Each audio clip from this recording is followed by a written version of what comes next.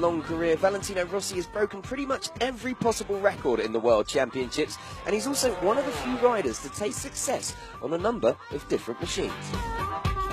In his debut season, a very young Rossi enjoyed his big break on an Aprilia RS125. He would take his first ever podium during the 10th race of the season in Austria, before going on to take his first win at the next race in Brno.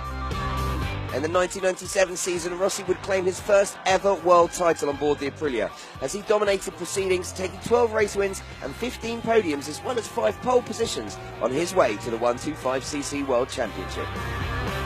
In 1998, Rossi moved up to the 250 class, sticking with his Aprilia team on the RSV 250. He would go on to take 5 wins in his first season in the category and was involved in an awesome title fight with Tetsuya Harada and Loris Capirossi before eventually finishing as the runner-up. In 1999, as the undisputed #1 rider in the Aprilia team, Rossi would go on to claim the 250cc World Championship with 9 wins and 12 podiums before making the step up to the Premier class. So Rossi made the move up to the big time and the 500cc category with Honda, as a Japanese manufacturer was looking for the next racing superstar after the legendary Australian Mick Doohan had retired. After a start to the season which was plagued by rookie mistakes, Rossi would recover to incredibly finish as runner-up in just his first year in the class, taking 2 race wins in the process. But it would be in 2001 that he would truly announce himself as a future legend of racing, as he went on to claim the last 500cc World Championship title after taking no less than 11 victories on his way to becoming the 2001 World Champion. 2002 saw the return of 4-stroke engines to the World Championship with a new MotoGP class.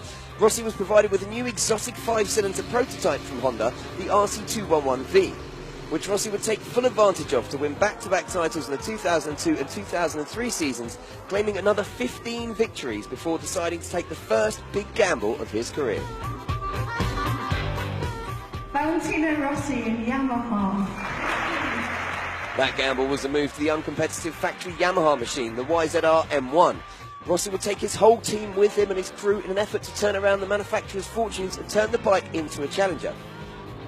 Victory in his very first race on the machine saw him become the only and first rider to take back-to-back wins on different bikes, and would mark the start of an epic era that would see the Italian become MotoGP World Champion 4 times, twice on a 990cc bike and twice on the new 800cc bikes.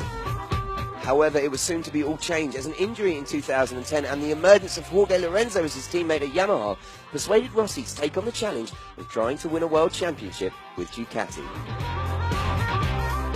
So for the following season in 2011, Rossi moved to the Italian team, which was on paper a match made in heaven.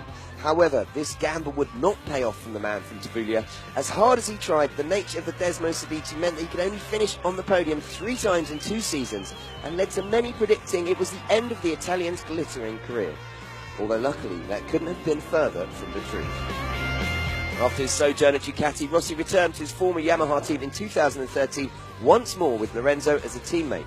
His comeback season was one of adjustment, and the Italian had to readapt his machine and deal with a few new faces and contenders in the championship. However, those who had written Rossi off couldn't have been further from the truth, as he showed a new drive and determination to get the most out of the M1, and remembered what it was like to taste victory once more. In 2015, Rossi seems to have found something extra. Leading the standings after 5 races, Valentino has not finished off the podium in his last 8 races. In his 20 years in the World Championships, Rossi, on all of these machines, has a total of 110 GP victories, 201 podiums, 60 pole positions, 92 fastest laps, and of course, 9 World Championship titles. Can the greatest of all time make it the magic number 10 this season?